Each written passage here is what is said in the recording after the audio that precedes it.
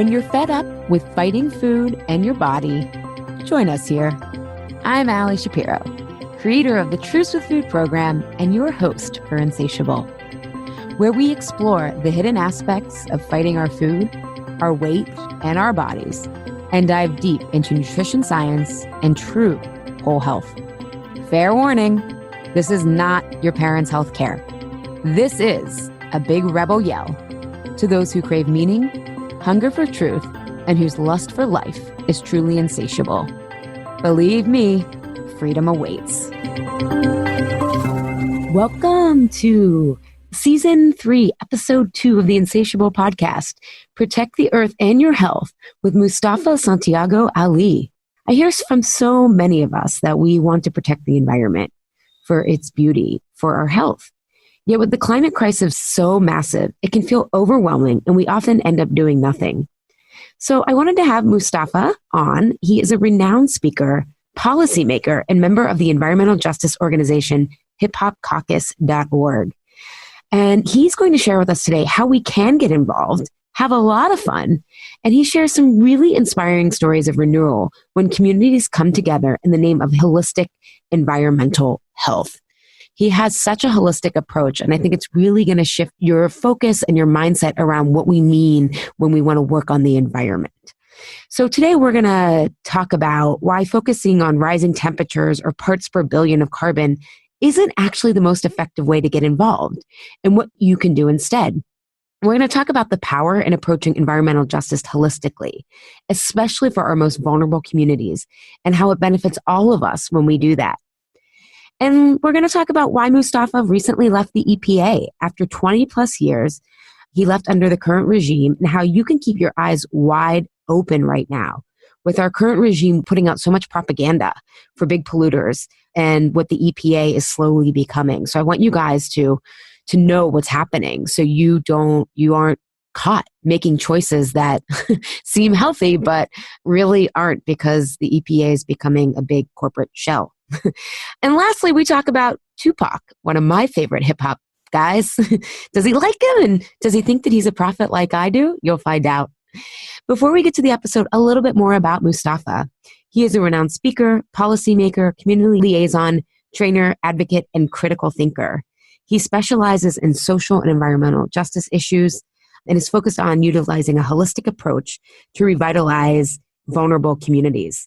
He spent about 24 years at the Environmental Protection Agency, known as the EPA. And throughout his career, he's worked directly with over 500 domestic and international communities to improve lives by addressing environmental health and economic injustices. Some other highlights: he has spoken and taught everywhere from Stanford to Howard, and he's been seen on MSNBC, CNN, Vice, Democracy Now!, The New Republic, GQ, etc. So we were really lucky to have him, and I think you're really going to love this episode and have a different perspective on how you can get involved in protecting our environment and your health. And also, just a reminder, I just launched my new website at alishapiro.com, and there's a fun new quiz there where you can figure out your comfort eating style. And when you do that, take that quiz as part of the tools that you get once you learn your new pattern, you'll get an access to a secret Insatiable episode.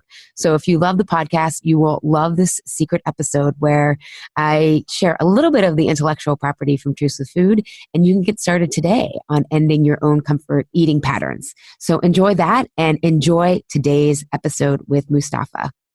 So thank you so much for being here today, Mustafa. So many of our listeners, my clients, they get that environmental issues are basically the issues of our time, but it feels so big. And like, where do you even enter to make a difference and to know what is actually working versus greenwashing? So I really appreciate you being here today and bringing so much of your experience. Thank you so much for having me. Anytime we have the opportunity to sort of just share with folks, both the impacts and the opportunities that exist across our country, how people are making change, how people are reclaiming power. I mean, that's what this is all about. Each one teach one, continuing to sort of just pass this information along and find places where fertile ground is. Yeah. So how did you first get interested into the environment? Because you have quite multiple decades of being aware of things. So how did you first find an interest in this? It probably started a number of different ways. One was with my father. My father was a big outdoorsman. So he always had me and my brother and my sister too, even though she was a little different in how she approached it. Just out, fishing, hunting, hiking, camping, those different types of things. So that's sort of the side that a lot of people pay attention to in relationship to the environment. The flip side of the coin was also in seeing the impacts that were happening inside of communities. Growing up in Appalachia first and seeing, some of the places that I really had enjoyed being able to go hunting and fishing disappearing because of mountaintop mining really got my attention. And then seeing how people were getting sick also from chemicals they were being exposed to in the water and in the air. There were cancer clusters that were happening that nobody was ever talking about. And then, growing up in a family of folks who are, Baptist and Pentecostal ministers, that you have a responsibility to give back. So my folks were very focused on that, very focused on worker rights, very focused on civil rights, and a number of other issues. And it just all came together when I was a teenager, when I first started working on these issues. That reminds me of, I don't know if you're familiar with Wendell Berry. He's a farmer, a Christian, and he talks about like the way we're going to make progress environmentally is when we get reacquainted with the land, right? Like telling people that the temperature is rising is not going to motivate them the way that you're describing, being in a relationship with it, of hunting and fishing and all that stuff. And I think that's one of the things I love about your work and the HipHopCaucus is it's like, wait, this can be fun, right? I mean, it's challenging, but like we love the earth. We don't just want to save it. Like it's a great place to be in. And I think we lose sight of that in our environmental conversations. We do. There are so many well-meaning folks in the environmental and climate movement, but sometimes the conversations that happen are ones that just don't resonate with everyday folks. It's not that they don't care, but it's just like, so if you want to have a conversation with me about parts per billion or parts per million, of pollution, those types of things, then, it's great information. But for Mrs. Ramirez or Mr. Johnson or Mr. O'Leary, it probably is not going to have a lot of meaning. But if I talk to you about, one of your favorite places and how it's changing, maybe you had a fishing pond or a lake or a stream where you used to be able to go and catch fish and then bring them back to maybe the elders in your community and how that's changing now, that has real meaning for you. Or, if there was a place that maybe you used to picnic or something like that, and now it's gone because of mining operations or because of fracking or a number of different types of things, then there's that connection so that you can have that deeper conversation. Or if you can see one of your relatives who are being impacted from pollution, then it's going to get people's attention because there is that direct connection that exists in that space. And sometimes we get so caught up in the wonkiness of these conversations that we forget about everyday people, what's going on in their lives, and how real change can actually happen. And, I think that that's hopefully beginning to change because younger people are getting engaged now and artists are getting engaged and being able to create content that resonates with folks, that touches their spirit, touches their hearts, and touches their minds. Yeah, because when I was preparing for this interview, it's like I'm trying to be pro-environment and all this stuff. And I'm like, wait a second, what is even the end goal of climate change? Like we're looking at the HipHopCaucus's work and studying about you. I'm like, wow, there's so many end goals. But I think that, to your point, gets like, we talk about climate change like the only goal is to stop the warming of the climate. Mm-hmm. But it's really a more holistic look at what you're describing of our communities and whatnot. And that can make it so much more meaningful. So I have a question for you then, because so you're talking about cancer clusters and whatnot. And I actually had cancer as a teenager. And my parents at the time highly suspected that it was from the pesticides and the yard chemicals that I was exposed to. And research now, 25 years, to your point, it comes out that these are the connections. And I remember them going to our neighbors and saying, because they were actually the only people in the neighborhood that didn't get their yard sprayed. And I remember once I was diagnosed, they went to the neighbors, like each neighborhood, and said, hey, this is a problem. We don't want this to happen to you. And it like fell on deaf ears, right? And now I've been cancer-free 25 years from now. The whole neighborhood, I'd say probably half of them have cancer. And they go to their doctors and their doctors go, we don't know. And me having, a lot of incentive to get to root causes, I'm like, okay, you can say that.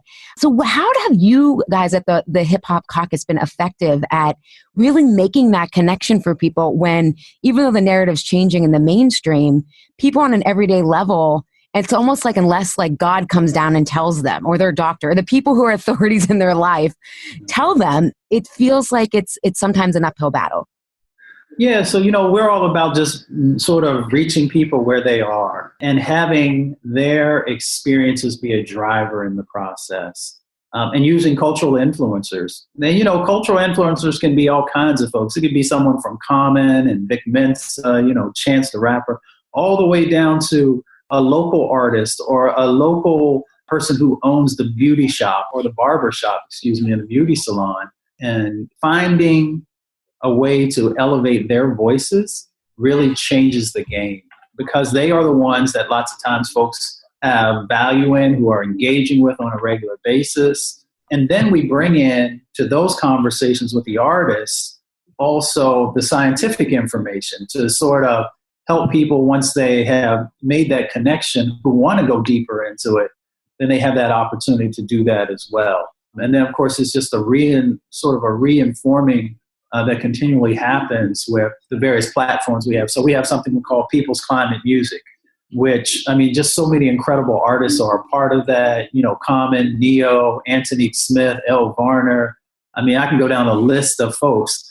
And when they share about what's going on in the climate space, what's going on in environmental justice, what's going on around civil rights, or even some of the other issues that are now coming up, it's amazing to see how that touches and connects with people and how people want to get more engaged in that space. So that's really a powerful moment. And then we also do the Respect My Vote campaign, because we believe that the civic process has to be a driver in the change that happens in communities, in the policy that's being developed, and how and where resources flow. So we help people to understand the power that exists inside of their vote. Never telling people who to vote for, but to make sure that you are finding folks who care about your community, or you yourself get engaged in the process and run for office yourself. Yeah, and I love that. Can you explain for the audience too what you mean by the environment and environmental justice? Because when I was talking with your communications manager, he's like, it's not just trees and bees, right? So I love your holistic view of the environment. Can you talk about that and environmental justice? Sure. So let me break it down in two different spaces. So when we talk about environmental justice, and, I was so blessed to be raised by many of the original environmental justice leaders. We're talking about housing justice. We're talking about transportation justice. We're talking about public health. We're talking about economic justice. We're talking about, the civic process and the voting process.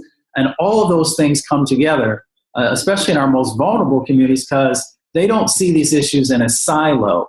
So your environment is where you work, where you live, where you pray, where you go to school, all these various types of things. So the environment is us and everything that surrounds us and how we interact with it. Sometimes people get it twisted and they think, well, it's just about polar bears or it's just about icebergs. Those things are important too, but it's about real people and what's going on in their lives and how our environment either helps us to be in a better place or it's moving us backwards. And so that's the reason that we approach the issues the way that we do. And it comes out of the work of the environmental justice movement.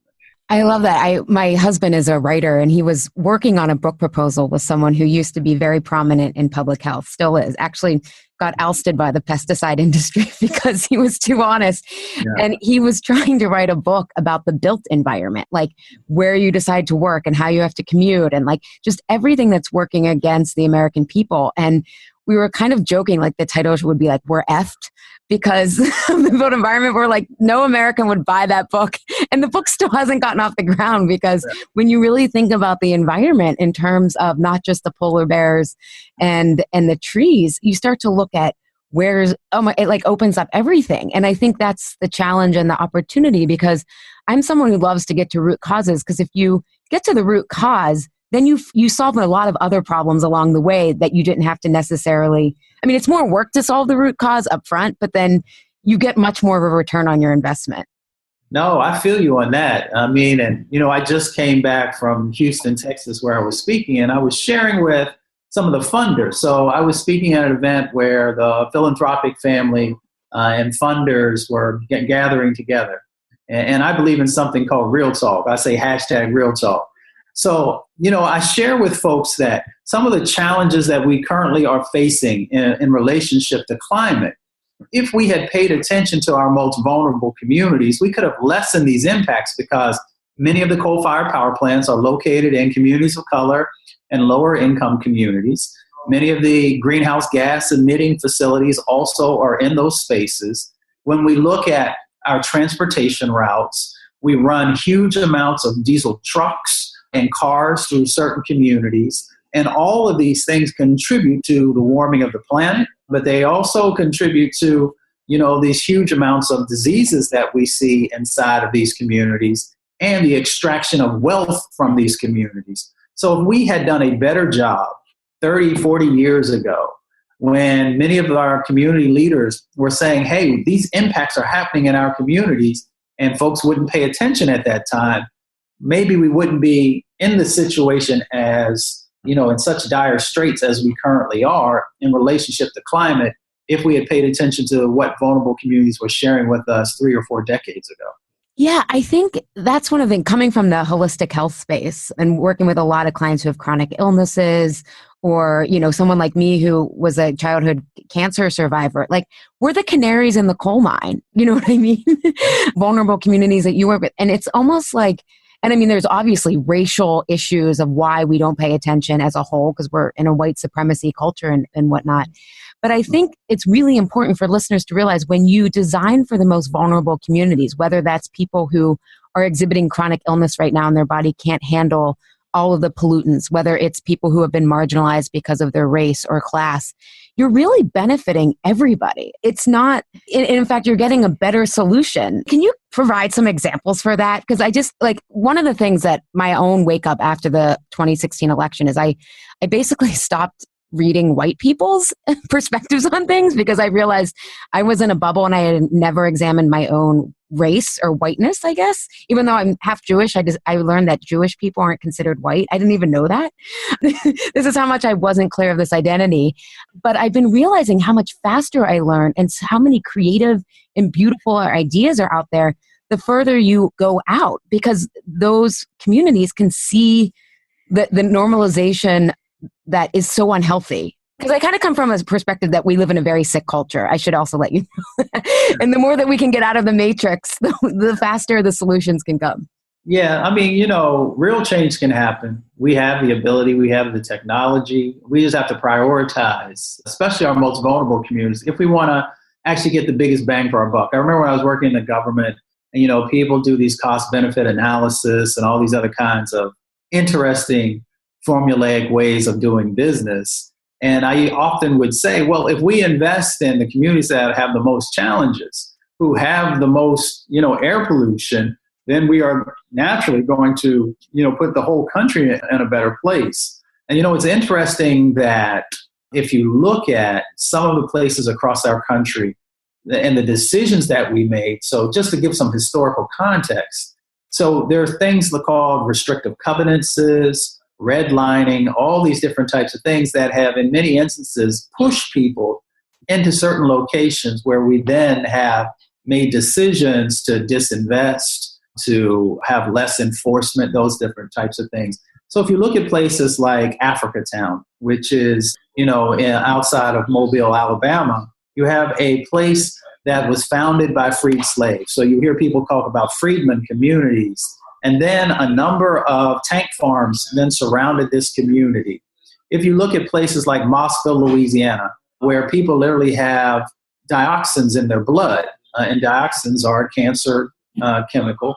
This, again, is a community of freedmen who actually saved, to be able, one, to be free from slavery, and then to found their communities, and now to be surrounded by petrochemical facilities. And you can go up and down the coast from probably Virginia all the way back over to Texas, where you see these examples of these communities who've done everything right to be a part of this American dream, if you want to call it that. But because of the color of their skin or their ethnicity, a number of different challenges have been put in place. But then there are also the flip side of communities that have been able to sort of turn the corner, if you will, and been able to revitalize their communities. Hopefully we'll talk a little bit about that too.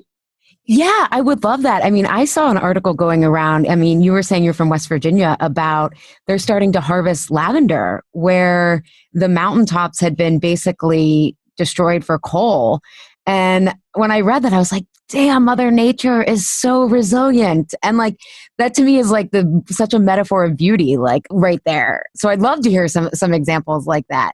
Yeah. Well, I mean, there are a lot of communities that, are making real progress. You have communities like, well, we can look at it in two different ways. We can look secular or we can look faith-based because, sometimes it takes different ways of sort of connecting with folks.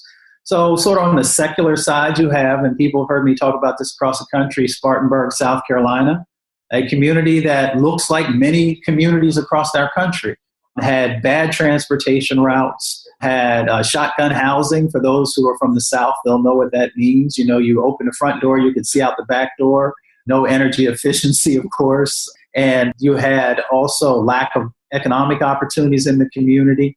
You had lack of opportunity for healthcare. So seniors had to travel a half an hour to get to healthcare and a number of other things. They had brownfields and Superfund sites. So those are some of the most toxic, sort of abandoned sites. They had a chemical plant. And it was interesting that when you went to this community, there was one way in and one way out. So that's the transportation route thing. So if there was an explosion that happened at the chemical plant, they told folks to do something called shelter in place, where you shut your windows and lock your doors and you stay in until people say you have the all clear. Now, there's a problem with that in South Carolina that in the summertime, it could be 100 degrees and many people didn't have air conditioning and you couldn't run the air conditioning even if you did, because if there were chemicals that were being released that would be sucked into your home anyway. So folks got together, the community began to say how they wanted to address some of the problems, but also the opportunities that they wanted to see inside their community. They took a $20,000 grant, leveraged it in over $300 million in changes. They now have new transportation routes with beautification programs, which are a part of it.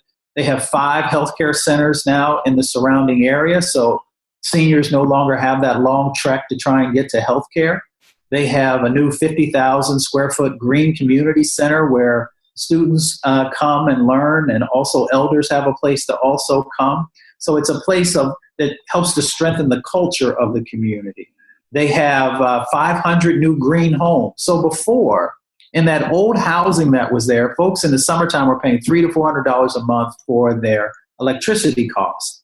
With these new green homes, we now got down to $67 a month. So for folks who are on who are on a fixed income, having those additional dollars are huge. The brownfields and Superfund sites have been cleaned up, and they're now putting a 35-acre solar farm there. So that will now zero out people's electricity costs. It also lowers, of course, our carbon footprint and gives us an opportunity to move forward in that direction as well. They put worker training programs in place so that community residents were the ones who were being trained and were the ones who were doing the rebuilding. They didn't have a supermarket before. Now they have a supermarket that has brought other businesses around it because it's sort of an anchor institution. So it's creating additional economic opportunities. And now we have a new STEM school where we have students ranging between 7 years old and 18 years old who have now been taught how to build androids, have also been taught how to build all of the parts that go as a part of windmills, and then also solar. So these kids, once they finish this program, have the same level of education in this particular field as a first-year MIT student. And all of these things were driven by the community, which is a different paradigm. And you see these types of examples around the country. They just don't get as much attention. The project I just talked about, the Regenesis Project, is one of the most successful environmental projects in the history of our country.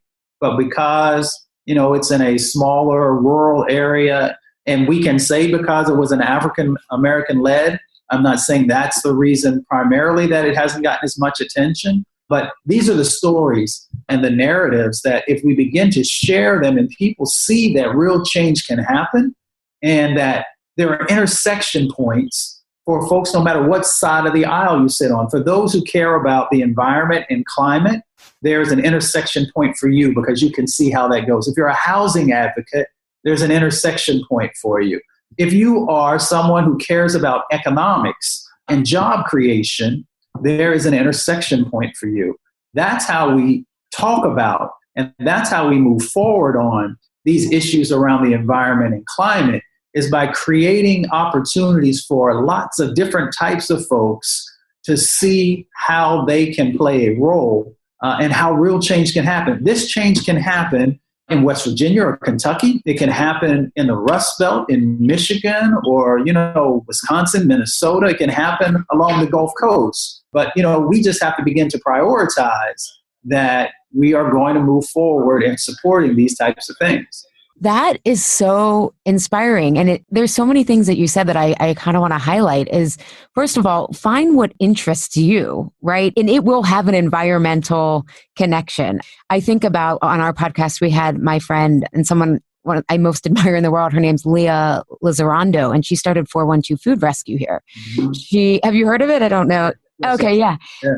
She got into nutrition and stuff like that. But then that led to, oh my God, 40% of food in America is thrown out, and then we have people hungry. And look, you can make those connections, right? So it's all about finding what interests you and then following that. And then I think one thing that you said that reminded me of, I love the podcast On Being, and Krista Tippett had interviewed this nun who was also a social worker and a social justice advocate. But she said, Americans think they need to do everything and then they do nothing. Like they get overwhelmed and then they do nothing. And what you were talking about it being community led, it's like join with the people in your community. They are resourceful. You don't need someone else to come in and give you a plan if you just start. I mean, yes, it would be great to have people who can guide you and have some sort of acumen. Yeah. But what I'm hearing is it's like this giant metaphor of like when you rejuvenate the land and you rejuvenate the environment, you're rejuvenating the community as well. And it's part of the same kind of narrative that's happening, or metaphor, I should say. Yeah, I often talk about moving vulnerable communities from surviving to thriving. We have way too many communities right now who are in survival mode, but we can actually be supportive in helping people to move towards sort of a thriving sort of paradigm, if you will. But that means that, let's have some real talk here. Yeah. That means that people have to be comfortable with power sharing. And that gets really, really tough for folks, especially if we have some letters after our name. Sometimes we make the assumption that we know what's best. Communities have a wealth of knowledge, of innovation, and what they are looking for is folks to be authentic, collaborative partners. I'll say it again, authentic, collaborative partners, because sometimes we call ourselves being collaborative partners, but we're not comfortable enough to give up the space for communities to lead. And then we bring whatever expertise that we may have as a supplement to what their vision is for the future.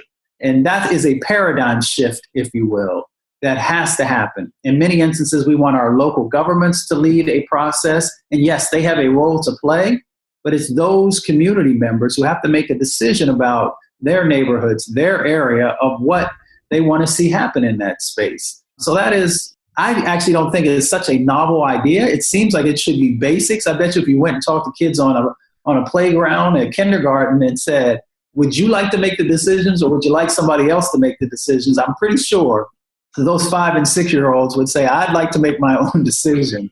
But unfortunately, somewhere along the line of great planners and architects and policy folks and all these other folks who are in the mix, we kind of lost our way and forgot that communities speak for themselves.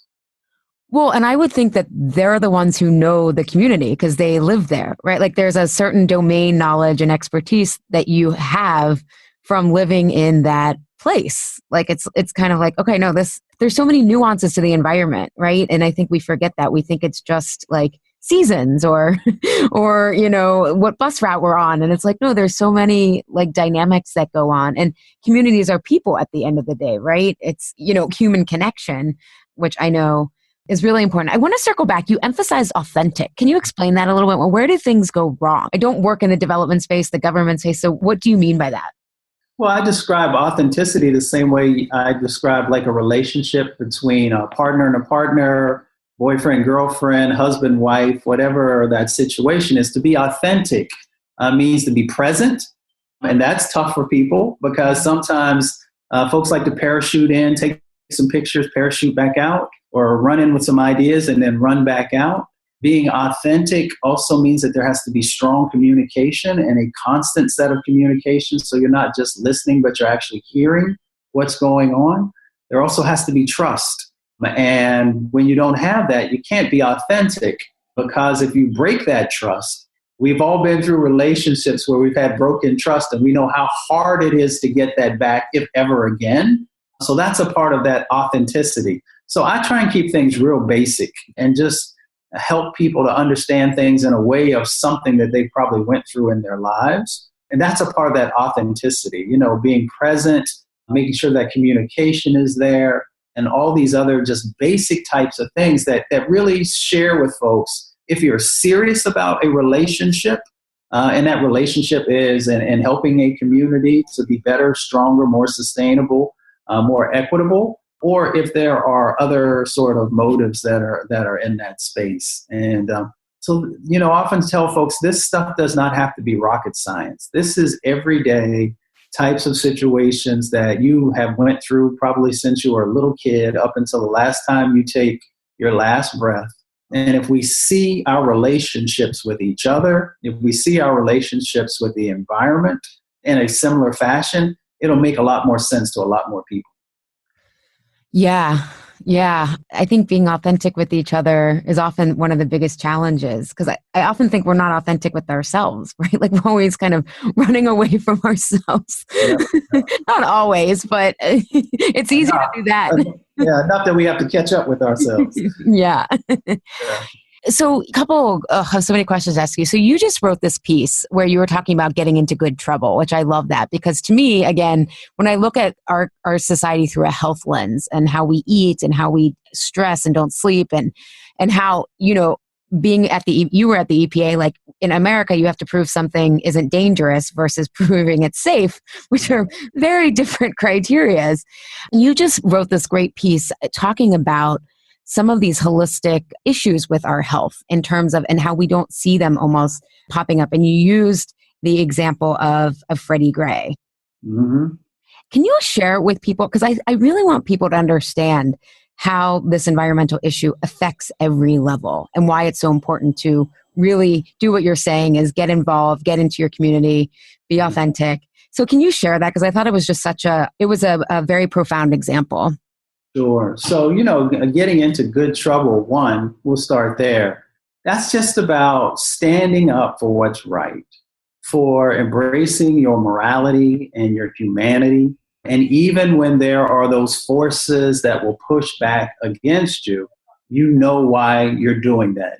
And, we're so blessed to continue to have John Lewis, who marched with Dr. King, who strategized with Dr. King. And to be able to be in his presence that I have over the years is just such an honor to be able to really understand what that means. We're lucky that, when we're out there marching or engaging, we don't have to worry about someone throwing a brick and hitting us in the head or being sprayed with hoses or dogs chasing us, all those different types of things.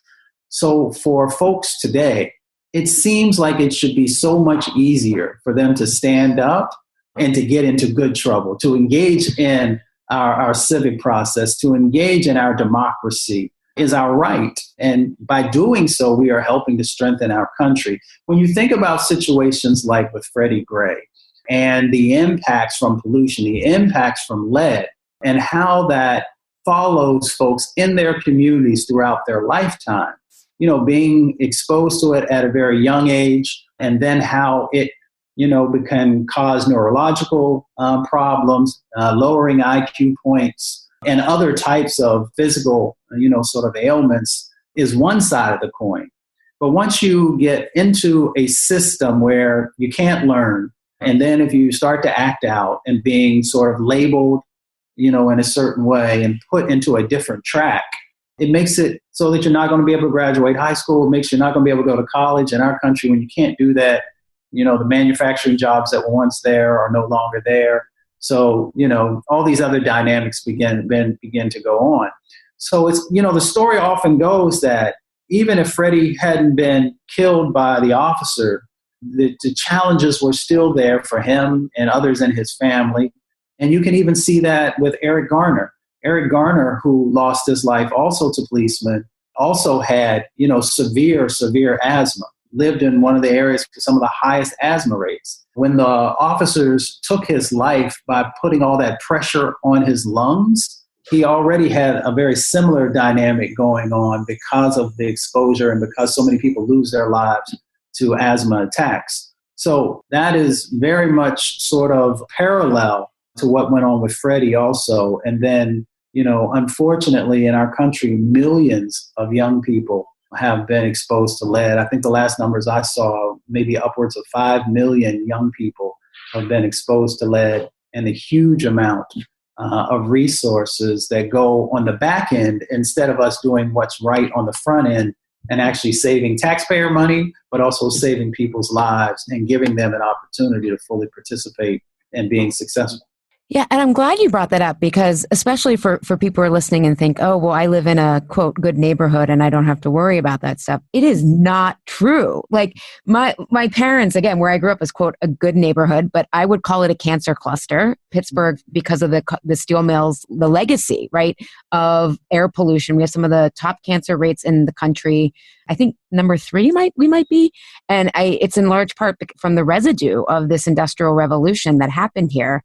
In addition, but it's amazing to me that, again, the neighbors in my parents' neighborhood, it's like they were changing the water at where my parents live. And I'm like, Mom, what is that chemical? She's like, well, I called up and the guy was like, they just told us to put it in there.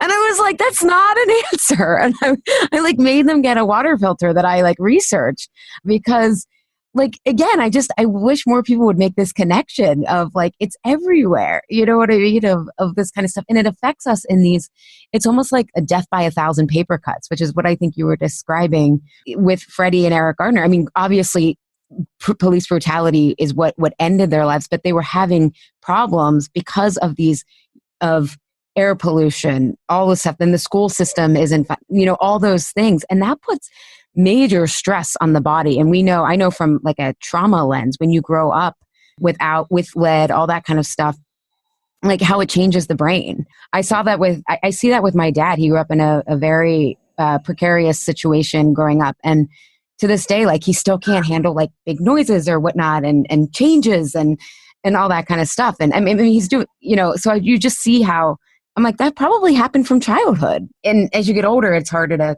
control. We're living in an interesting time. We're living in an interesting time because of the political things that are going on. If we want to talk about that, we can talk about that too.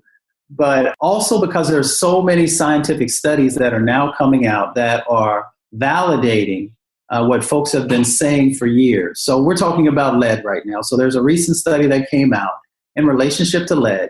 And many times we focus on children when we talk about lead, but recently, a study came out that showed that now lead is being associated with hundreds of thousands of deaths with heart disease and impacts on the heart.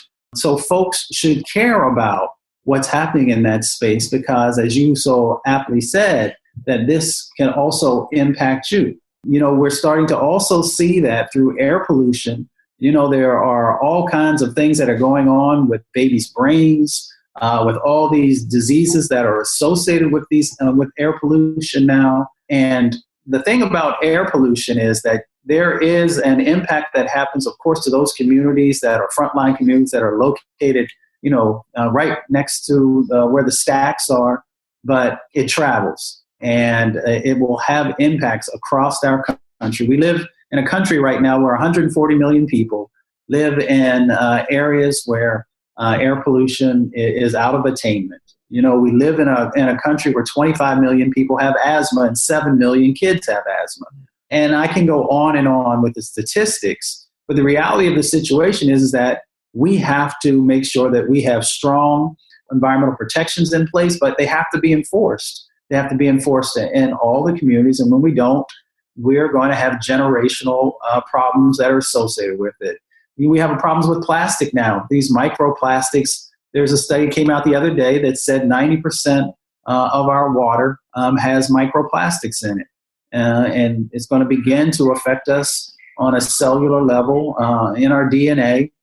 There are scientists who are currently studying that, and that's just one example, along with a number of other chemicals that are in our drinking water, even after it goes through our treatment systems. And some of that is because we have old and crumbling water infrastructure systems. We have to invest in those. And if we don't, then what we're doing is we're playing with the lives of this generation, but definitely the generations to come, because there will be additional impacts because of climate.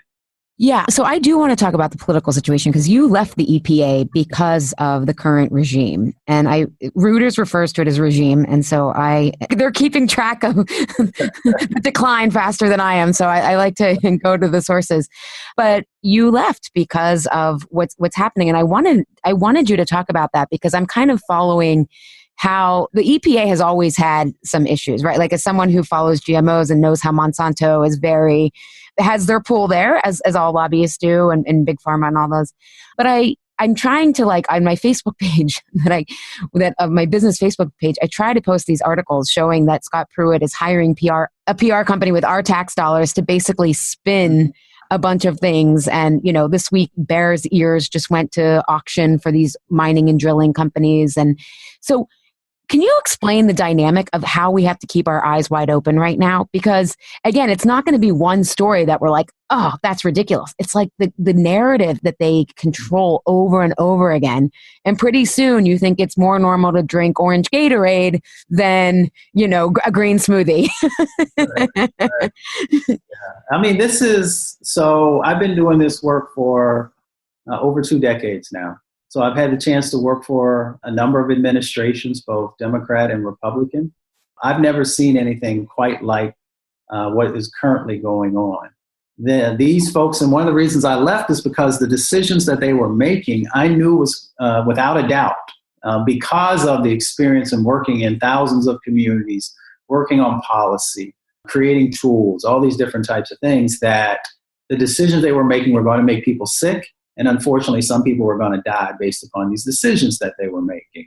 And I knew that I couldn't be a part of that because of the communities that I had worked for, come from, and had served. But I understand others who continue to stay in the agencies and push and fight and scratch and try and, make sure that the agency lives up to what it's supposed to be, protecting public health and the environment. If you look at the decisions that are being made in relationship to Superfund, and trying to streamline that process, and Superfund, as we know, are the most toxic sites, then you are going to leave gaps in that process. So that's sort of on the public health and the science side. The other side of it is that the responsible parties are not going to pay their fair share, and they want a streamlined process so that they can, get it done, the PRPs, and just be able to move forward. When you look at what they're doing in relationship to science at the agency, and devaluing science, eliminating science programs, cutting the budgets for science, that is intentional. It's intentional because then science and the law control the policy that's being developed or not being developed. So if you can eliminate science, then you can weaken the policy and you can achieve your goal of helping fossil fuel industries and others to be able to pollute more, to be able to maximize their profits, and without any concern with the impacts on public health, because you have to have the science to be able to back up the decisions that are being made. You can go down the list around the stuff that they're doing in relationship to water and the Clean Water Act and trying to weaken that as well. I literally have not seen one action that the agency has taken that's actually going to help people to be in a better place. And here's my validator, if you will. So I'm literally out around the country every month, probably talking to at least 10,000 folks. I ask this simple question every place I've been, from Maine to the middle of the country to the West Coast. I asked, have you seen one action from this administration that has helped to improve the environment or helped to improve your health? And I have not yet had one hand go up. And that's a scary result that no one once has said that the actions and activities they're doing has made me safer or healthier. As you were talking, it reminded me, I read in Psychology Today, someone had done this article about if you looked at the personality profile of a corporation, it would be the personality profile of a sociopath, in the sense that sociopaths are driven for one agenda, and for corporations, it's a drive for profits. And the same way that sociopaths emotionally externalize their costs, corporations externalize their environmental costs onto the public, which then we have to pay for. And I think people need to realize that, for those of you listening, when they say in this regime, oh, we're cutting regulations, I'm calling that protections, right? Same type of thing, because corporations do not have a responsibility to our environment. They have a responsibility to shareholders, and they are considered people because of Citizens United. So it's batshit crazy. I mean, but we take it because it's been normalized, right? We're like, and that's one thing, like, when did the environment and jobs ever become this like mutually exclusive thing? Like, to what you were talking about with that amazing example in Spartansburg, South Carolina, is that when you revitalize the environment, you revitalize the economy, the community, education, all of that stuff. They're not competing commitments. Yeah. Well, it's great marketing that folks use to be able to sort of change the narrative and change the paradigm. So, but it's a false narrative. And here's why it's a false narrative.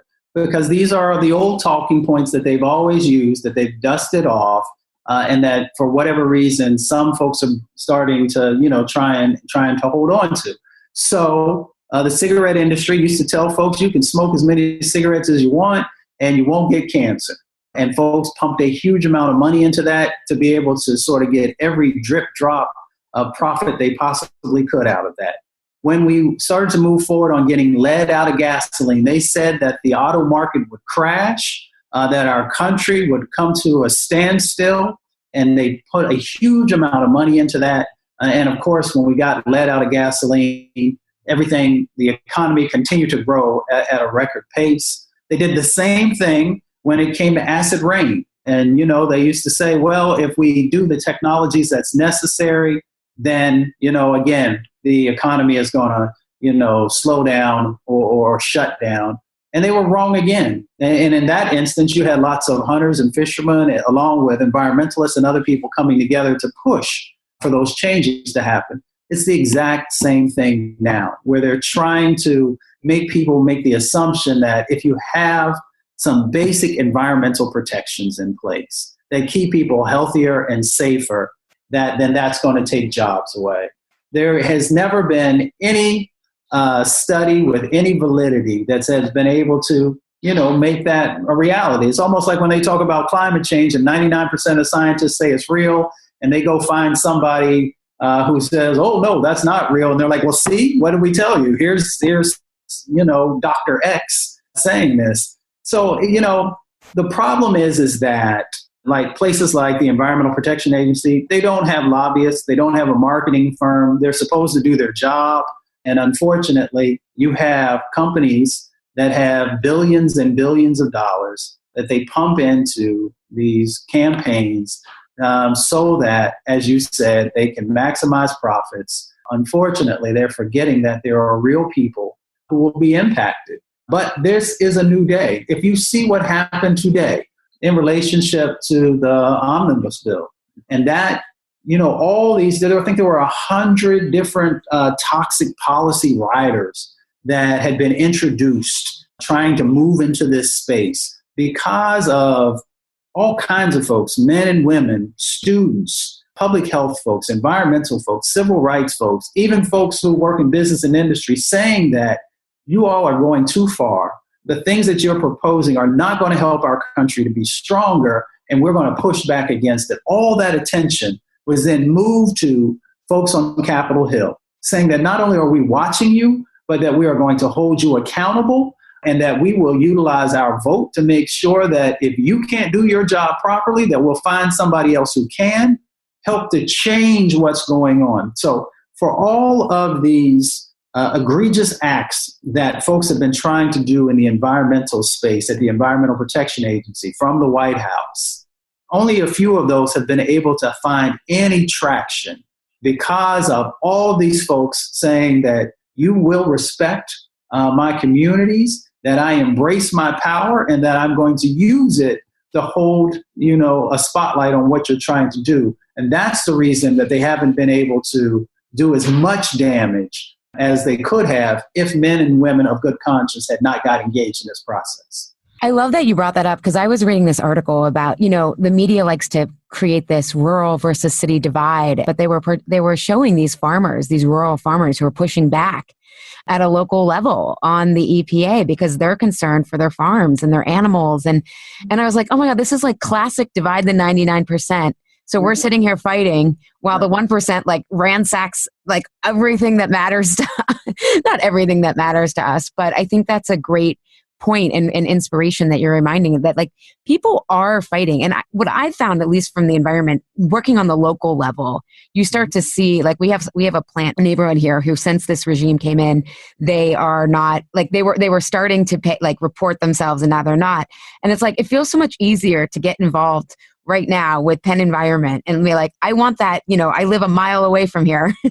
I can smell the sulfur in the morning versus saying, like, oh my God, how do I stop the warming of the earth? It brings it down to that local level. Or to your point, like when we started off, like find what you're interested in. I know some of our listeners, they got into the environment through looking at their makeup and how toxic it was. And now they're campaigning on Capitol Hill to get when these chemicals become out of our makeup, they also start coming out of the water systems and all that kind of stuff. Just before I ask you another question, for those of you listening, if you are interested in what Mustafa referenced about the tobacco industry, a really great book written by someone who used to be in the EPA is Dr. Deborah Davis, The Secret History of the War on Cancer. She's actually lives in Pittsburgh, but she used to work in the EPA, and she goes into detail how the tobacco industry basically played the American Medical Association, defied the public. And you will see that Big Food does that playbook, everyone else that Mustafa just referenced. But it's really good to know the playbook, I think. So it's a pretty big book, but I think it's worth the read so that you can feel empowered to get a little angry. I think it's important to realize that anger can be really helpful and fortifying. I know it's moved me into all kinds of action that was normally like, what are those like memes where like, you just don't care anymore? I mean, I care so deeply, which is what, but so in wrapping up, like you have joined the HipHopCaucus and I love what you guys do. So one of the questions, I'm just going to kind of put a white girl hat on. Do you consider Tupac hip hop? Because I think he was a prophet. Like his mom was in the Black Panthers and totally like educated him. But his song Changes. Like I listened to that and he mentions we got to change the way we eat. But he talks about war in the streets, not the Middle East. I was like, Tupac was telling us everything that was happening. I mean, I was like only in middle school to be able to like comprehend it. But do you consider Tupac hip hop? Oh, without a doubt. Without a doubt. I mean, the beauty of hip hop and the culture is that it is expansive. It captures so many different voices and so many different styles of expression and touches spirits and souls in so many different ways. So, if I'm in Japan, I see folks who are embracing hip hop and who are embracing music and embracing dance and dress and so many other aspects of culture. Or when I'm in West Virginia, there's hip hop there, or when I'm in Kentucky, or so many other places. So, the beauty of it, people like Tupac, who, yes, many do feel like he was a prophet because he was sharing the reality of what he was seeing and what others were seeing, and that you can do something about it. And that expression is just powerful, from Tupac to Biggie, to, people like Talib now, or Vic Mensa, or Chance the Rapper, or so many others too. It is an opportunity for lots of folks to come together about what real change. And hip hop traditionally had always been about calling out injustices that were happening, what folks were seeing in the streets, what folks were seeing in the barrios, what folks are seeing on the res. We did, we helped to support Taboo from the Black Eyed Peas with a video I hope everyone checks out called Stand Up for Standing Rock, which was talking about, the water protectors, talking about the pipelines, but also highlighting the voices of Native American rappers And so, that's powerful in the culture that exists inside of our indigenous communities and people, and them being able to utilize hip hop to be able to share, these environmental impacts that were happening, cultural impacts that were happening, but how folks were going to stand up, not just for Standing Rock, but for other communities as well, and push back to make real change happen. And that's what hip hop is about. It's about standing up. It's about pushing back, but it's also about being inclusive of all the different voices who are a part of, generations that continue to come into being and continue to fight to make our country and to make our planet better.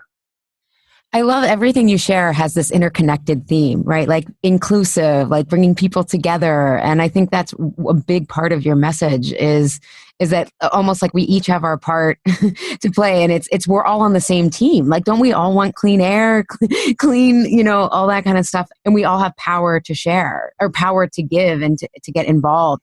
What's the most exciting thing that you're excited about in terms of what you're working on with the Hip Hop Caucus right now? Well, coming up here this Saturday, we are a part of the March for Our Lives. So I'm super excited because it is a young people's led movement. And they are saying that if folks won't protect our lives, that we will. We'll get engaged. We'll continue to push. We're going to vote. And, we're going to frame out a new direction. So I'm excited about that. I'm excited about the work that we're doing with People's Climate Music as well, working with all the artists and entertainers. Just recently, working with the Black Eyed Peas with their new Street Living video and series that they are doing, talking about police brutality, talking about the prison industrial system and how it affects so many communities, talking about DACA and immigration. So I hope folks will check that out as well, because it is a message that resonates throughout time, but also talks about how we have to make real change happen in our country. I'm excited about our Revitalizing Vulnerable Communities work, because even if we, clean up a community, if we stop an incinerator or coal-fired power plant, there's still a number of other dynamics, and we have to make sure that we are supporting communities to be able to make the transformation that's necessary. So, and our divest and invest work, I'm super excited about that. Trillions of dollars are now moving away from what I might call dirty portfolios to more efficient and clean portfolios. And then the recent radio show and podcast that Reverend Yearwood and I just launched called Think 100, which is really the message that we have to be about, moving toward 100% renewable energy. But also, when we talk about Think 100, we're also talking about keeping it real on these conversations that need to happen, moving toward more diverse, and, whether it is in the big green organizations or building up the existing organizations so that we can make sure that we have institutions so that when we have these moments that they are translated into movements, because you have an institution that will be there a decade later. All of these different types of things that are going on are tools to help all of our folks be able to move forward in a positive direction. So I'm just excited. I'm blessed to be able to be a part of the caucus, all the incredible energy and creativity that exists in that space. Yeah, I'm so glad you shared that. So for those of you listening, check out, and we'll have all these links on my podcast page, but check out the Hip Hop Caucus. As Mustafa just shared, they have so many different entry points to get involved. Or like he said earlier, find what's interesting to you and follow that thread. I was just looking on Instagram how I follow Glennon Doyle Melton, I think is her name. And she was talking about, she was at a rally for farm workers, and about fast food. And I was like, oh my God, I didn't even, there's so many connections. If food is your thing, find what thread you care about farm workers, or if it's food waste, or if it's about health and chemical. Find your thread, and I think keep following it, which is, it sounds like what you've done. And it sounds like, I don't know the EPA, but the Hip Hop Caucus sounds a little bit more fun. Yeah, no, it definitely is. I mean, I was a little different when I was there at the agency, as everyone will attest to. Not too many dreadlocks running around, but you can make positive things happen everywhere. But it's just so much, just such a blessing when you can be surrounded by so many folks who not only get it, but are committed to not just this moment, but making sure that future generations have a platform, have a foundation, and, have an opportunity to just really make it happen. That's one thing. I got into activism work specifically around the Affordable Care Act last year. And I actually was in DC. I was doing some press conferences and then some local stuff here. But I was like, oh my God, these are the people I need to be hanging out with. Like, I'm totally late to the party. I admit, like, I'm on a late learning curve here. But I was like, this keeps me so inspired when you see people who they've been working at that stuff. And I just love supporting their efforts and pitching in where I can, because to your point about, I think, instead of top down, like coming in and saying, here's my idea. It's like, I'm like, oh my God, how can I learn from you? Because you have been here and you know what to do. Tell me what you need, versus like taking, feeling like I have to have all the answers. And I think that's a lot of times what prevents people from starting. It's like, well, I don't know anything. It's like you learn as you go and you don't have to be the leader, which is the best part. Like, there's already great people doing great things, which is super inspiring. And so thank you for sharing that example in Spartansville. Spartanburg. Yeah, South Carolina. I want to go Google that now because it's just, there's, like you said, there's probably hundreds more examples. And I think hopefully, even though this current regime is doing that, I still see kind of almost people pushing back, to your point, and enough people know that we're like, it's kind of common sense, right? Without a doubt. I mean, look at the Women's March. Millions of women came together. People said, oh, no, they won't. And then women were like, oh, yeah, we got something for you. Yeah. Please underestimate us. You won't know we're coming. You had scientists doing the same thing at the Science March. Nobody thought they'd come out their labs. They didn't have a lot of rhythm, but they had a lot of heart. I appreciate them. Yeah, so, folks are coming together and we're making real change happen. We're holding ourselves accountable and others. And that's what this is all about.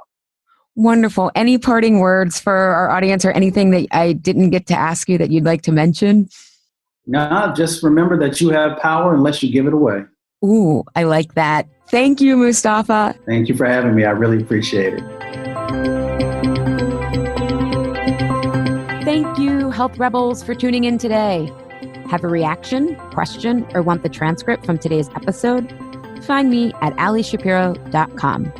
I'd love if you leave a review on Apple Podcast and tell your friends and family about Insatiable.